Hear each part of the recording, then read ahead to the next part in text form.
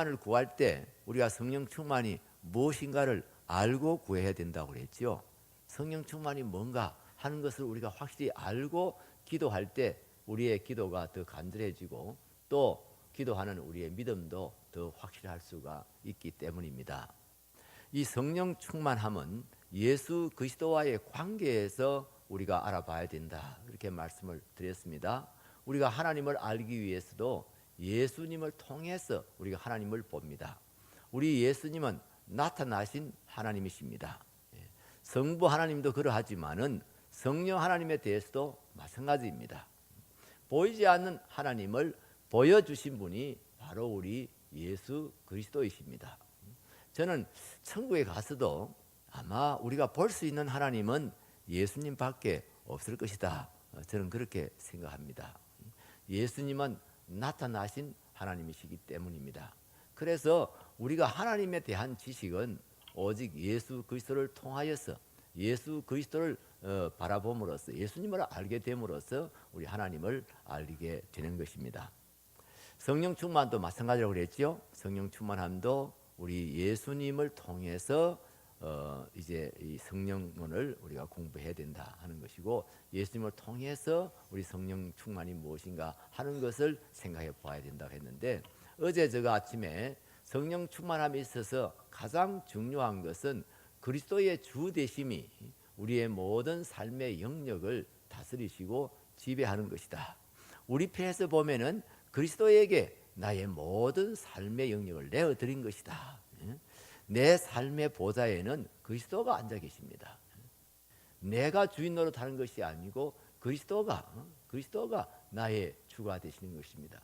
그리스도의 나의 주 되심이 삶의 어떤 특정 부분만 그렇게 되는 것이 아니고, 신앙생활에만 관여되는 것이 아니고, 교회 생활에만 관여되는 것이 아니고, 나의 모든 삶의 영역을 다 그분에게 내드리고, 우리의 가정에서, 우리의 직장에서, 우리의 모든 삶의 영역에서 그리스도가 온전히 나의 왕이 되시고 나의 주가 되시도록 그분에게 온전히 나를 내드린 것이다.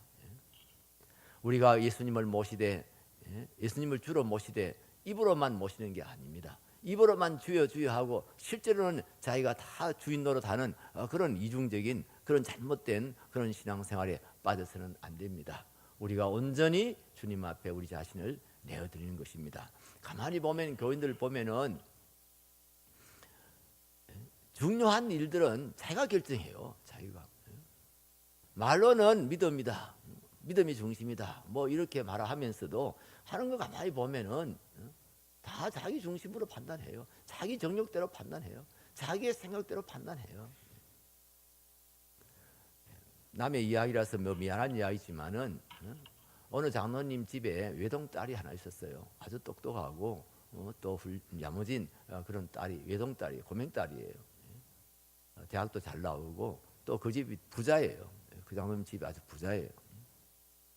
결혼 때가 됐는데 이렇게 중매가 안 들어오다가 중매가 들어왔는데 갑자기 양쪽이 들어온 게 두 군데서 들어온 거예요. 뭐 우리가 뭐 보면 되게 그런 경우가 많잖아요. 이렇게 차례대로 들어오면 좀 판단하기 쉬운데 두 가지가 갑자기 두 군데서 뭐가 갑자기 이 선택 사항이 생기면은 결정하기가 어렵습니다.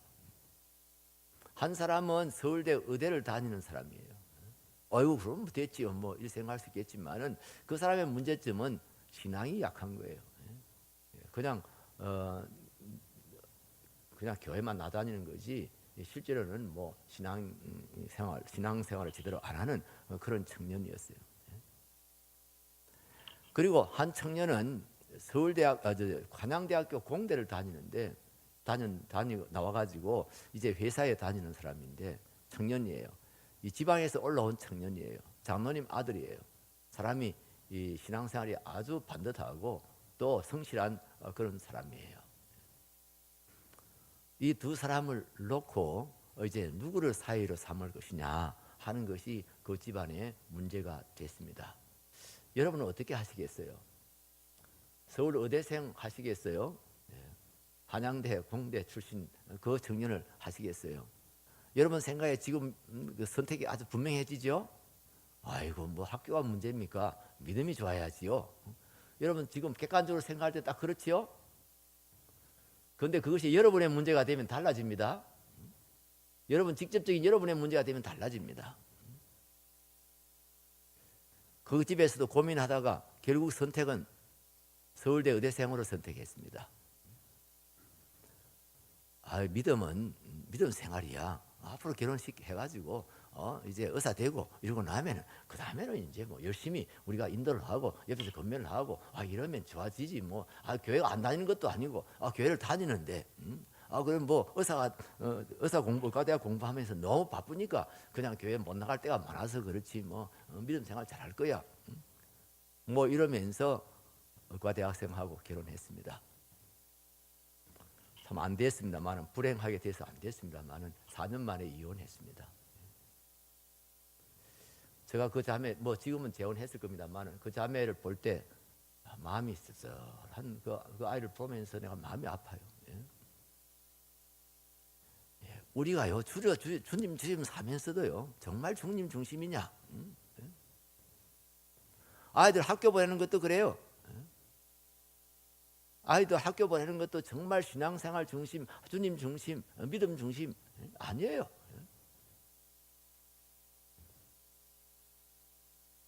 옛날에는 뭐 집사님 자녀들만 주로 집사님들이 주로 이렇게 고3이 되면 교회를 안 나오더라고요.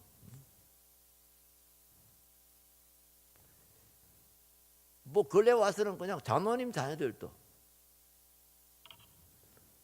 고3 되면 교회를 안 나와요. 그래서 제가 장로님 요새 준수이가 교회 안 보이던데요. 그러면 장로님 아주 막 곤란할 때 머리를 막 이렇게 걱정 하시면서 그런 자식이 그냥 고3이라고. 그건 뭐 예배 드리고 그 다음에 뭐 학원에 가고 예배 드리고 뭐 이렇게 공부하고 그래라 그래도 이런 자식이 말을 안 듣는다고 뭐 이러면서 상당히 곤란해하면서 말씀을 하십니다. 집사님의 경우는 뭐 곤란해하지도 않습니다. 집사님 요새 영석이가 교회 안 보이던데요. 고3 아닙니까? 뭐 당당하게 그렇게 얘기합니다. 고3 아닙니까?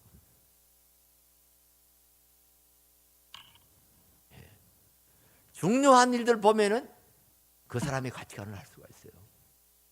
중요한 일들을 뭘 중심으로 결정하느냐 하는 걸 보면은 그분이 정말 그리스도를 얼마나 주님으로 제대로 모시고 있나 하는 것을 알 수가 있어요. 여러분 어떠세요? 예수님이 정말 여러분의 모든 가치의 중심이십니까? 예수 그리스도를 믿고 예수 그리스도를 모시고 예수 그리스도를 따르고 예수님이 순종하고 그것이 여러분의 삶의 중심을 확실히 잡고 있습니까?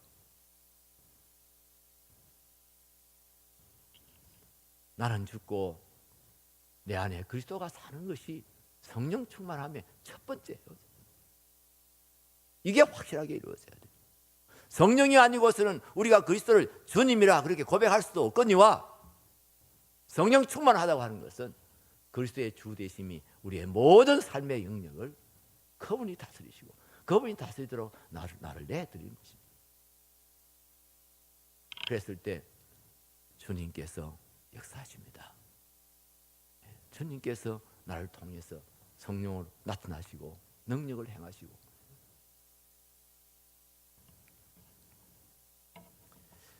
두 번째로 이 성령 충만함은 그리스도의 성품과 관련이 되어져 있습니다. 그리스도의 인격과 그리스도의 성품과 관련이 되어져 있습니다. 다시 말하면 그리스도의 인격으로 그리스도의 성품으로 우리가 변화되어지는 것입니다. 그리스도의 인격과 그리스도의 성품으로 우리가 성숙되어지는 겁니다. 그리스도의 아름다우신 성품, 그의 아름다운 인격, 그의 온전하신 인격으로 우리가 점점 이렇게 변화되어지고 점점 우리가 성숙해져서 이렇게 채워지는 겁니다. 물 채우듯이 생각하면은 이제 저 발목에서부터 무릎에서부터 점점 이제 허리까지 이렇게 점점 올라오듯이 물을 이렇게 채우면 올라오듯이 그리스도의 주 되심이 우리의 삶의 중심일 뿐 아니라 나의 주님이신 그분을 닮아가는 것입니다. 그분의 인격을 닮아가고 그분의 성품을 닮아가고 그분의 감정을 닮아가고 그분의 의지를 닮아가고 그리스도다워지는 것입니다. 거룩해지는 것입니다. 구약시대에 우리 하나님께서 내가 거룩하니 너희도 거룩하라고 이스라엘 백성들을 행하여 말씀하셨습니다. 신약시대에도 우리 예수님께서 그렇게 말씀하셨습니다. 우리 하나님의 온전하신 같이 너희도 온전하라고 말씀했습니다. 나를 따르라 그렇게 말씀했습니다. 나를 본받으라 그렇게 말씀하셨습니다. 예수 그리스도를 닮아가는 것입니다. 예수 그리스도의 인격으로 우리가 성숙되어져 가는 것입니다. 변화되어져 가는 것입니다. 이것이 성령 충만함과 직결되어져 있습니다. 우리가 성령 충만하면 대개 은사부터 생각합니다. 어떤 능력과 예언과 방언과 이 신유와 이런 은사부터 우리가 생각하는데 여러분 그렇지 않습니다. 이 순서 굉장히 중요합니다. 그리스도의 주권과 관련되어져 있고 그리스도의 성품과 관련되어져 있습니다. 우리가 그리스도를 닮아야 되는 것입니다.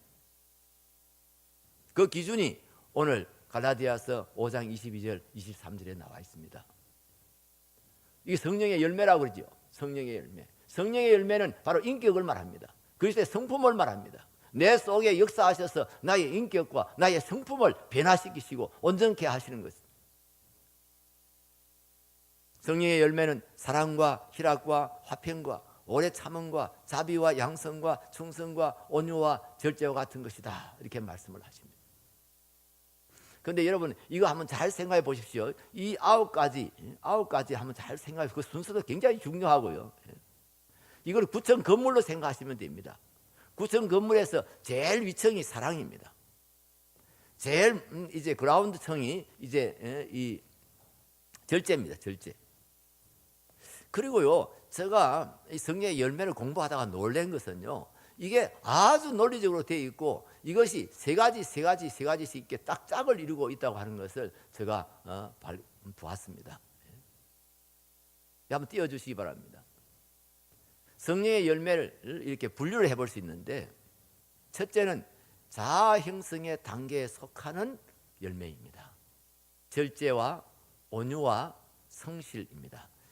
우리 성경에는 충성으로 되어 있는데요, 충성이라는 번역보다는 성실로 번역하는 것이 여기에서는 더 적합한 번역이라고 할 수가 있습니다.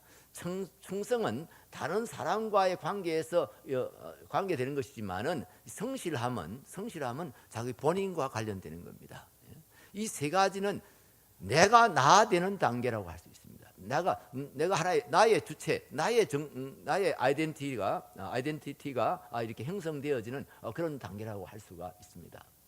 그다음에 두 번째 단계에서는 관계 형성의 단계입니다. 관계 형성의 단계라는 것은 다른 사람과의 관계 속에서 나타나는 우리의 성품을 말합니다. 자기 혼자 있을 때 성품, 이 자아 형성의 단계라고 하면은 이제 다른 사람과의 관계 속에서 형성되어지는 것이요. 양선이라고 하는데 양선이라는 말은 역시 중국말입니다. 한자어고요. 우리말은 친절입니다. 친절, 자비, 오래 참음.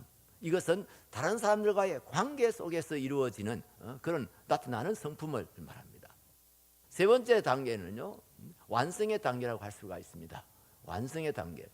이것은 우리의 성품이 이렇게 온전히 성숙되어졌을 때, 원만해졌을 때, 자아 형성 그리고 관계 형성의 단계에서 우리의 성품이 이렇게 성숙해졌을 때 나타나는 이제 열매를 말합니다. 그렇죠? 화평에, 마음에 평화가 있는 거죠. 화평한 곳에 기쁨이 있지요.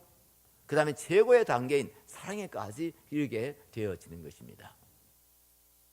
다시 자아 형성의 단계로 갑니다. 1번요. 자아 형성의 단계, 내가 나되는 단계라고 그랬죠. 거기에 있어서 제일 먼저가 절제입니다. 절제.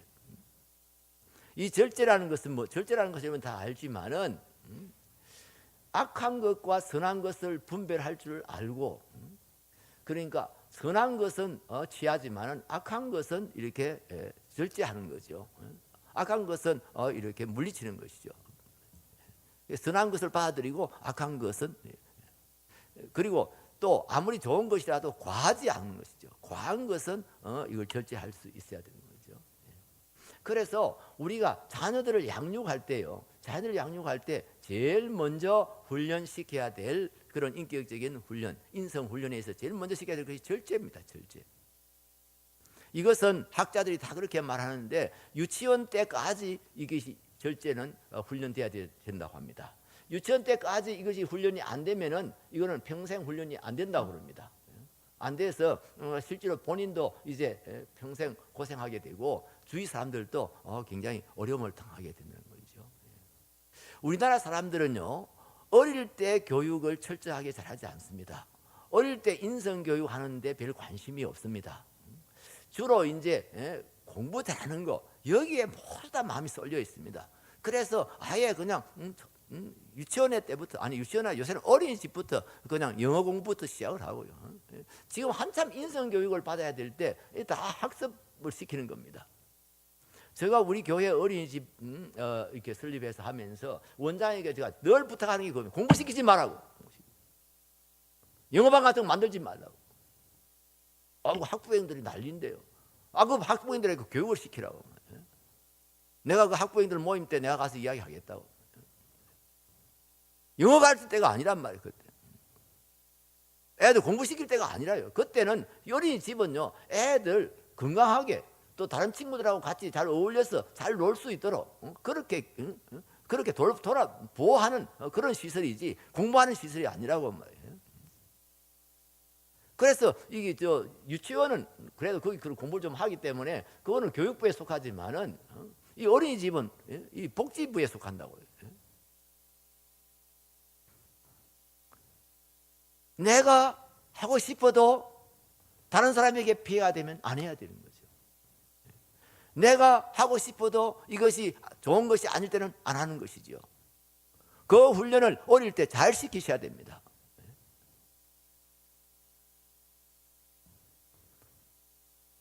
근데 우리 보면은요, 어릴 때는 지 마음대로 하도록.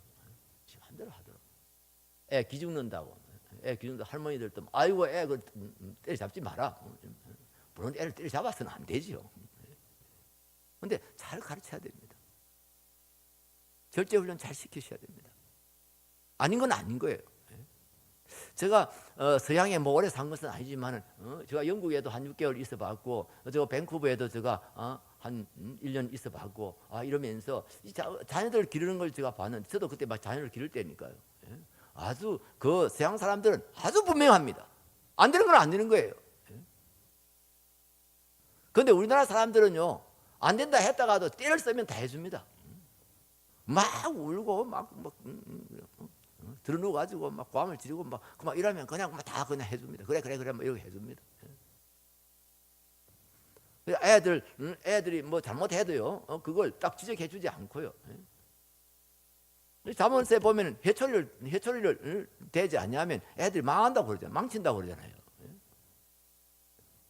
그게 맨날 해초리 가지고 애들 때리라는 말이 아니고 애들이 절제하지 못할 때 원칙적인 것을 이렇게 선을 넘어갈 때는 부모가 다 걸치켜줘야 돼요. 서양 사람들요, 애가 난리 벅석을 해도 기절하는 것처럼 해도요, 눈도 깜짝하지 않습니다. 아닌 건 아닌 거예요. 그래서 아이들이 벌써 어릴 때부터 아주 분명한 태도를 가지고 있습니다. 너 2시간만 게임해? 1시간만 해? 딱 그거 정확하게 지킵니다. 아빠 20분만 더 하면 안 돼? 허락을 받습니다. 아빠가 안 돼. 그러면 그거 딱 그냥 걷어치웁니다. 제가 우리 교회 오늘 교수 두 부가 다 교수예요. 제가 신방을 갔는데 가정부가 이제 애를 이렇게 어린이집에 데려갔다가 데려오고 이제 가정부가 다 하더라고요. 근데 제가 예배를 드리러 갔댔는데 그때는 마침 이제 그 부부가 이제 다 왔을 때지. 근데 애가 컴퓨터 앞에 앉아가지고 게임을 하고 있어요. 얘야, 목사님 오셨는데 예배 드리자. 아니야! 예배 드려야 돼. 그래서 아니야! 말 안 듣는 겁니다. 그러니까 아빠가 컴퓨터를 꺼버렸어요. 꺼버리니까 애가 완전히 기절을 하는 겁니다. 들어누가지고 그냥 막 왕 하니까 어쩔 수 없이 예배를 못 드리니까 어쩔 수 없이 다시 켜가지고 앉혀놓고 예배 드렸습니다. 제가 심각하게 이야기했습니다. 정말 심각한 문제가 일어날 수 있습니다. 한 사람은 대학에 안 가더라도 교수 안 하더라도 아이 제대로 기르셔야 됩니다. 남 아이들은 잘 가르쳐 놓고 자기 아이 버릴 수 있잖아요. 이거 치유해야 됩니다. 이 벌써 컴퓨터에 빠져 있습니다. 중독되어 있습니다. 아니 4살 아이가 중독되면 나중에 어떻게 되라는 이야기입니까? 그건 사표 내지는 않았습니다만은 그 뒤에 정말 그 어머니가 아주 심각하게 생각하고 그 아이를 치유하기 위해서 얼마나 힘들어 했는지 모릅니다. 노력했는지 모릅니다. 제가 밴쿠버에 있을 때요, 밴쿠버 그 교육청에 그 장학사로 있는 분 중에 한 분이 우리 한국 여자분이었어요. 한국 교포였어요. 그분이 한국 사람이다 보니까 서울하고 교육청하고 연락을 해가지고 서로 아이들 교환하는 그런 이제 프로그램을 실시를 했는데 딱 1회하고 제가 있는 동안에 1회하고는 못했어요. 왜 못했냐 하면은요, 이게 아이들이 컨트롤할 수가 없는 겁니다. 한국에서 아이들 한 30명 왔는데요. 제가 있던 브리티시 콜롬비아 대학의 기숙사가 여름 되면 다 빕니다. 아주 막 건물이 잘 돼 있는 기숙사가 잘 돼 있는데 그 여름에는 호텔로 바뀝니다. 그래서 여행객이나 이런 사람한테 빌려주고 이러는데요. 거기 30명 어린 아이, 우리 초등학교 아이들, 서울에 있는 초등학교 아이들을 30명을 받아가지고 이제 또 여기서 밴쿠버에 30명 서울 보내고 이랬는데 이게 뭐 천방지축인 거예요. 뭐 어떻게 컨트롤할 방법이 없는 거예요. 서양 아이들은 초등학생들은 무조건 9시 되면 자야 됩니다. 불 다 끄고 딱 자야 됩니다. 그런데 이 자라 이렇게 해놓고 불 끄고 이제 나왔는데 선생님이 딱 이렇게 나오고 나니까 그 다음에는 전부 다 불 켜고 난리 법석을 하는 겁니다. 1시가 새벽 1시가 됐는데도 이는 뭐 또 시차가 있으니까 잠이 안 오니까 막 뛰어다니고 뭐 난리를 하고 뭐 기물을 깨고 그리고 태극기 그 사람들은 그 자기들 국기를 그냥 내날 달아놓습니다. 그 서양 사람들은 그 국기를 떼가지고 막 흔들고 다니고 찍고 이건 누가 아무도 컨트롤이 안 되는 거예요. 그래서 이러다가 사고 나면 큰일 나겠다. 그래가지고 한 번 딱 하고는 이게 무슨 절제가 안 되는 거예요. 절제가. 서양 사회는 역시 기독교 사회라서 그런지 이게 어릴 때 절제 훈련을 참 잘 시킵니다. 부모가 원칙이 있고요. 자기들의 그 가치관이 분명하고요. 그걸 가지고 아닌 것은 아니고 아주 아이들이 분명합니다. 우리가 그렇게 못 길러 놓으니까 우리나라에서 제일 센 법이 무슨 법이죠? 떼법입니다. 떼법. 원칙도 없고 뭣도 없고 그냥 들이대는 거죠. 우리 이 노동운동 하시는 분들 뭐 다 잘못한다 제가 그럴 수 없지만 요즘 조금 지나친 것 같아요. 회사가 망하더니 뭐도 어쩌더니 막 들이대는 거죠. 때를 쓰면 뭐 안 해줄 수가 없는 거예요. 대우조선 1년에 뭐 몇 쪽 손해 나면서도 뭐 올리려 하니까 안 올릴 수가 없는 거예요. 그러면 다 파업해 버리니까요. 그럼 더 큰 손해가 나니까 어쩔 수 없이 뭐 마이너스가 나면서도 임금 올려주고 그럼 몇 해 가겠습니까, 여러분? 작년 여름에 대우조선 거제도 대우조선 완전히 망할 뻔했잖아요. 법정 관리 들어갈래 했잖아요.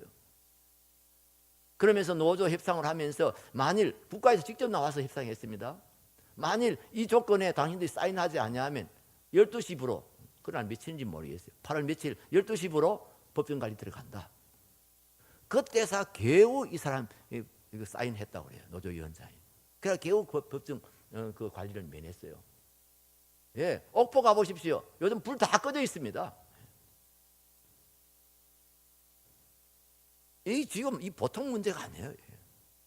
여러분 자녀들을 어릴 때 정말 하나님의 말씀으로 어릴 때 신앙의 원리를 가지고 가치관을 가지고 잘 인성교육 잘 시켜야 됩니다. 특별히 절제교육을 잘 시켜야 됩니다.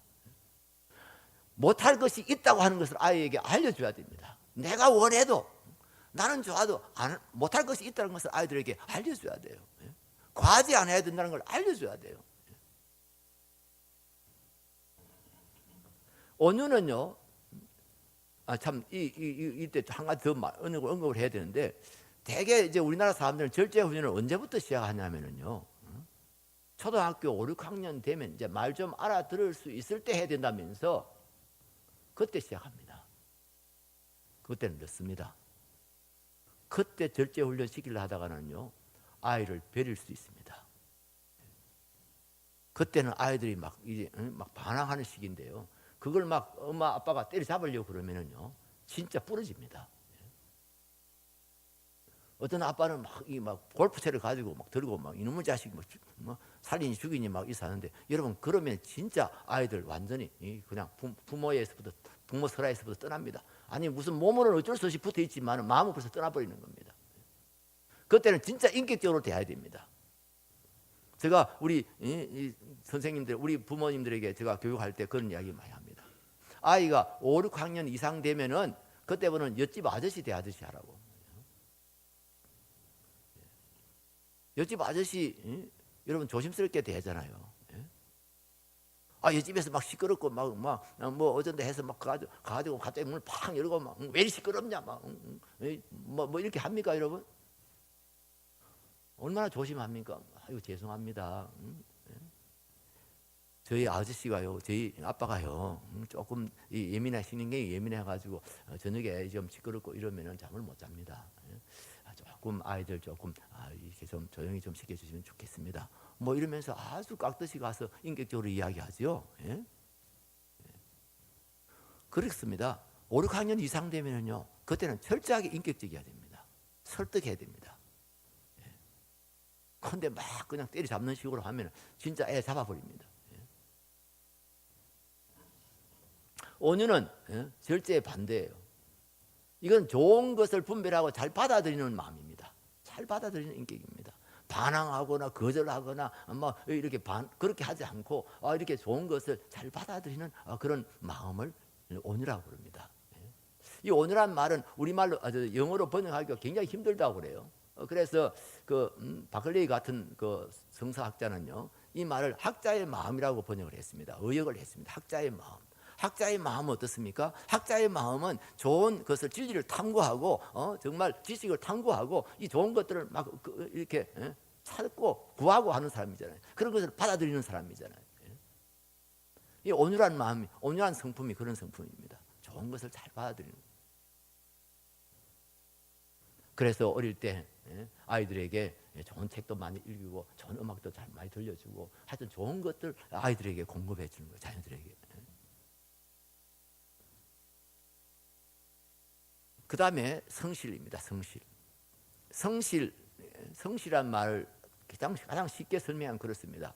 부지런하고 진실한 것, 정직한 것, 그게 성실입니다. 뭐든지 부지런하고 정직한 것. 우리 성품에서 굉장히 기본적인 성품이죠. 사람이 부지런해야 됩니다. 그리고 정직해야 됩니다. 여러분 사이 삼으려고 사람을 사이 삼으려고 할 때요. 또 자기 며느리 보려고 할 때요. 사람을 판단하는 데서 가장 중요한 것이 성실이라고 하는 거 여러분 잊어버리지 마시기 바랍니다. 이 사람이 얼마나 성실한가, 얼마나 사람이 정직하고 부지런한 사람인가, 그거 봐야 됩니다. 성실하지 못한 사람 진짜 그런 사람 만나면 평생 죽을 고생합니다, 여러분. 우리 권사님 한 분이 그렇습니다. 우리 권사님 한 분이 현건사님이라는 분이 있는데 날 만나면 그분 서울 출신인데 서울서 자란 사람인데 아이고 목사님 제가요 참 터프한 경상도 사나이 좋아가지고 제가 따라다녀가지고 그래야 억지로 결혼했는데요. 아이고 내가 평생 죽을 고생합니다. 하여튼 뭐 근본적으로 이분이 게을러요. 우리 그 장집사가 근본적으로 게을러요. 그래가지고 주일날 한번 깨워가지고 그 다음에 이제 뭐 커피 한 잔 마시게 하고 그 다음에 이제 차를 태워가지고 교회 모시고 오고 하는데 얼마나 힘들어 하는지 몰라요. 뭐 장난 삼아 사는 말씀이지만은 사람이 성실해야 돼요. 부지런해야 돼요. 얼마나 키가 크냐 작냐 뭐 얼마나 많이 가졌냐 직장이 어떠냐 그건 한참 뒤에 문제예요. 한참 뒤에 문제예요. 성실해야 돼요. 여기 아가씨들 있습니까? 성실한 사람, 성실한 남자들 만났어야 돼요. 부지런하고 정직해야 돼요. 우리 때는요 결혼할 때 왜 그렇게 공갈들 많이 쳤는지 몰라요. 괜히 대학 안 다니면서 대학 다닌다 이러고 뭐 자기 집이 무슨 뭐 저 수상동 저 꼭대기에 있는데도 자기 집이 되게 부자인 것처럼 뭐 그래가지고 뭐 속아서 결혼하는 경우 들어 있었지요. 왜 그렇게 거짓말을 그렇게 함부로 했는지 몰라요. 그 다음에 관계 형성의 단계. 다른 사람과의 관계에서 중요한 것은 친절이에요. 친절. 이 친절이 뭐예요? 모든 사람을 따뜻하게 대하는 거예요. 모든 사람을 따뜻하게 대하는 거예요. 모든 사람들 사랑으로 대하는 거예요. 아니 사랑까지 안 가더라도 친절하게 대하는 거예요. 그 밝은 얼굴로 따뜻한 얼굴로 대하는 거예요. 예. 우리나라 사람들은요 아는 사람들끼리는 되게 친절합니다. 모르는 사람에게는 되게 냉정합니다. 근데 서양에 가보세요. 완전히 다릅니다. 처음 만나는 사람에게도 하이 하고 꼭 인사합니다. 그냥 이렇게 스치는 사람들, 지나가는 사람들. 예. 뭐 엘리베이터 타고도 사람 만나면 하이, 굿모닝 다 인사하지요. 예. 우리나라 사람들은 뭐 그냥 개 닥치다 보듯이 그냥 이렇게 한번 쓱 한번 쳐다보고 말지요. 아는 사람이 아이고 막 알면은 막 아이고 막 반갑습니다. 뭐 아이고 이 문둥아 하고 막 끌어안고 난리를 하고. 모르는 사람한테는 아주 냉정하고. 우리 예수 믿는 사람은 인격을 존중해야 돼요. 모든 사람들을 다 존중해야 돼요. 귀하게 여겨야 돼요. 이 사람이 장애가 있든지 뭐 못 배웠든지 가난하든지 관계없이 모든 사람을 인격적으로 대해야 돼요. 사람을 사람으로 대하는 거예요. 귀하게 대하는 거예요. 여러분 교회하고 교회 바깥하고 확실하게 달라야 될 것이 뭔지 아십니까? 교회는 누구든지 사람 대우를 받는 곳이에요. 어떤 사람이라도 교회에 오면 사람다운 대우를 받는 거예요.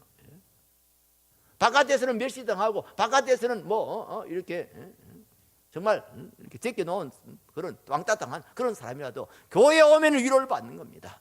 진짜 깍듯이 인격적으로 사람 대우를 받는 겁니다. 사람 차별해서 안 됩니다. 모든 사람을 인격적으로 대하는 것이 친절입니다. 제가 작년에 아틀란타 갔을 때 아침에 제가 운동한다고 나와서 이렇게 조깅한다고 나왔는데 저는 그냥 아무 생각 없이 조깅하고 있는데 옆에서 누가 굿모닝 하이 이러는 거예요. 그때서 제가 쳐다봐요. 이 차를 닦고 있다가도 사람이 지나가면 굿모닝 하이. 어떤 여자분들은 뭐 스포츠 보라 딱 하고 막 이렇게 막 뛰다가 제가 지나가면 눈을 깜짝합니다. 잉크를 합니다. 그게 인사죠. 모든 사람을 따뜻한 마음으로 대하고 다 인격적으로 대하고 모든 사람을 존중하는 자비는 친절에서 한 걸음 더 나간 겁니다. 자비가 뭐냐면 내가 손해보면서도 다른 사람에게 사랑을 베푸는 것을 자비라고 그럽니다. 친절은 손해볼 거 없어요. 굿모닝 한다고 해서 뭐 다른 게 있습니까? 하이 한다고 해서 다른 사람을 다 인격적으로 이렇게 대우해 준다 해서 내가 손해보는 건 없어요. 그런데 친절, 자비하면 내가 손해를 보면서 내가 뭔가 마이너스가 나면서 다른 사람을 이렇게 따뜻하게 대해주는 것을 자비라고 그럽니다. 그 다음에 오래 참음이에요. 오래 참음. 저는요 처음에는 이해가 안 됐어요. 왜 오래 참음이 이 관계 형성의 단계에서 제일 마지막에 오냐?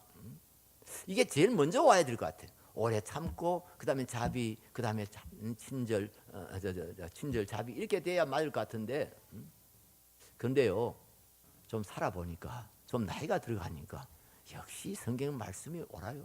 성경의 말씀이 너무 하나도 틀림이 없어요. 오래 참음이 인간관계에서 얼마나 중요한지요. 얼마나 중요한지요. 제가 이거 많이 설명할 필요 없죠? 부부 생활 해봐서 다 알잖아요. 부부 관계가 이렇게 원만하게 유지되려고 하면은 여러분 얼마나 많이 참아야 됩니까? 우리 어머니들 자기 남편들에 대해서 얼마나 많이 참아야 됩니까? 우리 남편 되신 분들 자기 아내에 대해서 얼마나 많이 참아야 됩니까? 참지 않고 맨날 뭐 마음에 안 드는 게 있으면 맨날 고함 지르고 뭐 그래 보세요. 싸움판이 돼버리죠. 그 집이 뭐 집안이 되겠습니까? 받아주고 기다려주고 참아주고 그게 우리가 살아가는 데 있어서 얼마나 중요합니까 여러분? 교회에서도 마찬가지입니다. 교회에서도 서로 품어주고 기다려주고 하는 것입니다. 그 사람의 단점, 부족한 점, 이런 거 있지만은 참아주고 기다려주는 거죠. 하나님께서 이제 말씀과 성령으로 이렇게 온전케 해주실 날을 기다리는 거죠. 공사 중이잖아요. 공사 중. 성령께서 말씀으로 우리를 지금 공사하고 있잖아요. 우리를 변화시키고 있잖아요. 그래서 공사 끝나고 나면은 이제 온전해질 거야 이러면서 우리가 그날을 기다리는 거죠. 자녀를 기를 때도 마찬가지 아닙니까? 우리 자녀를 기를 때도 우리가 얼마나 많이 참아야 됩니까? 우리가 얼마나 많이 기다립니까? 우리가 얼마나 많이 품어줍니까? 우리 어머니, 제가 어릴 때 저희 어머님이 우리가 잘못하면은 막 때려놓고서라도 그리고 우리가 울고 있으면 오셔서 이렇게 안아주십니다. 그리고 우리 어머니, 아이고 우리 막내 소자가 최고 소자지, 우리 효자를 소자라고 그래요. 소자지 이러면서 치마를 가지고 저 콧물도 닦아주고 눈물도 닦아주고 이러면서 엄마가 이렇게 치마폭으로 우리 감싸주지 않습니까? 이렇게 어머니가 자식을 기르면서 이렇게 때로는 짜증 나고 막 신경질 나고 하지만 그걸 참고 기다리고 기도하고 품어주고 그러면서 아이가 자라게 되는 것과 마찬가지입니다. 우리가 서로 기다려주고 참아주는 거죠. 제가 어떤 때는 저 아내에게 대해서 이렇게 화나는 일이 있으면 제가 그렇게 이야기하죠. 여보, 내가 지금 참고 있어. 그러면 조심합니다. 제 아내도 이제 그걸 자주 이용합니다. 여보, 내 얼굴 좀 봐봐. 내가 지금 참고 있는 거 보이지? 그래가지고 우리가 부딪힘을 서로 방지합니다. 우리가 교회 생활 하다 보면 참 서로 다른 게 많잖아요. 서로 안 맞는 게 많잖아요. 그러다 보면 그게 부딪히고요. 그래가지고 막 서로 마음 상하고 한마디 말 듣고 막 집에 가가지고 꿍꿍거리고 막 배탈이 다 나고 그렇다고 와가지고 막 그냥 따지고 이 반응이 하는 인간이 되면은요, 반응하는 인간, 이렇게 받아주는 사람이 아니고 반응하는 인간이 되면은요, 정말 그런 사람 정말 참 사회생활 하기가 힘듭니다. 너 하면 나도 하고, 너 하면 나도 하고, 네가 그렇게 나한테 해코지하면 나도 해코지하고 이래 보십시오. 이 세상이 되겠습니까, 여러분? 교회가 되겠습니까? 우리 하나님께서, 우리 예수님께서 얼마나 우리를 참으시고 계십니까? 여러분 바꿔서 한번 생각해 보세요. 또 잘못했다고 해놓고 또 같은 질 저지르고 회개해놓고 또 그러고 하나님의 참으심이 없으면 우리가 어떻게 나만 할 수가 있겠어요? 그 다음에 마지막 완성의 단계, 우리가 이렇게 예수님 닮아서 절제와 온유함과 성실함 그리고 친절함, 차비함, 오래 참음 이런 것들이 이제 우리 속에 이렇게 성숙되어졌을 때 우리 마음에 평화가 임하고 거기에 기쁨이 임하고 그리고 이제는 최고의 단계, 하나님의 단계라고 그러죠. 하나님의 단계. 사랑은 하나님 별칭이 사랑 아닙니까? 사랑의 단계까지 이렇게 되어지는 겁니다. 믿음이 좋다는 것은 관계가 좋다는 것입니다. 다른 말로 하면 관계가 좋다는 것. 하나님과의 관계가 좋고 다른 사람과의 관계가 좋은 것. 그것이 믿음에 좋은 것이 하나의 또 중요한 하나의 표지가 됩니다. 여러분 사모하시기 바랍니다. 이 성령의 9가지 열매 그냥 주일학교 퀴즈에만 나오고 끝나는 그런 게 아니고요. 정말 예수님 나를 성령으로 충만케 해주십시오. 내가 예수님 닮게 해주십시오. 제가 처음으로 영주동 교회, 지금은 모자이크 교회죠. 영주동 교회 제가 그 전도사로 갔더니 그때 선생님들이 아이들한테 노래를 가르치더라고요. 선생님 닮고 싶어요, 목사님 닮고 싶어요, 예수님 닮고 싶어요, 뭐 그런 노래를 가르치더라고요. 제가 그 가사는 알고 있는데 그건 잊어버렸어요. 그래서 가만히 들어보니까 조금 그렇다 싶어서 제가 그랬어요. 선생님 불러서 앞으로 예수님 닮고 싶어요 그것만 하라고. 선생님 닮고 싶어요, 목사님 닮고 싶어요 그건 빼고. 어릴 때 선생님이 다 훌륭한 줄만 알고 선생님 닮고 싶어 이랬는데 나중에 커서 보니까 아이고 이상하네. 이러면 애가 얼마나 실망하겠냐. 목사님 닮고 싶어 이랬는데 목사님 중에서도 뭐 온전한 바람이 참 잘 많이 없는데 그 괜히 목사님 닮기도 하다가 나중에 목사님 아니다 이러면 애가 얼마나 실망하고 응? 오히려 그냥 목사님 때문에 교회를 떠나가지 않겠냐. 그래서 목사님 빼고 그냥 우리 예수님 닮고 싶어요. 그래요. 우리가 영원히 닮아야 될 분은 예수님이십니다. 예. 영원히 사모해야 될 분은 예수님이십니다. 우리가 사모하고 사랑하고 또 정말 그분 따라가면은요 언젠가 우리가 예수님 같은 모습을 가질 수가 있습니다. 예. 부부가 오래 같이 살면은요 서로 닮지요. 예. 예. 저희 부부 그렇게 말하는 분들이 들어 있습니다. 예. 아이고 목사님하고 사모님은 되게 많이 닮았다고. 내가 보기에는 전 닮은 거 없는 것 같은데 아니 뭐 안 닮을 수가 없지요. 같이 평생을 살고 있는데 예. 같은 밥 먹고 맨날 얼굴 마주 보고 이야기하고 안 닮을 수가 없는 거죠. 여러분들이 예수님 닮기를 사모하시기 바랍니다. 기도하시기 바랍니다. 나에게도 주님이 가지신 그 절제, 온유함, 그 성실함, 그 친절함, 자비함, 오래 참음, 그리고 마음의 평화와 기쁨과 사랑으로 채워지게 해주십시오. 변화되게 해주십시오. 그렇게 항상 사모하고 기도하시기 바랍니다. 성령 충만의 두 번째가 바로 이것입니다. 내가 그리스도로 변화되어지는 겁니다. 그리스도의 인격으로 채워지는 것입니다. 여러분 같이 기도하겠습니다.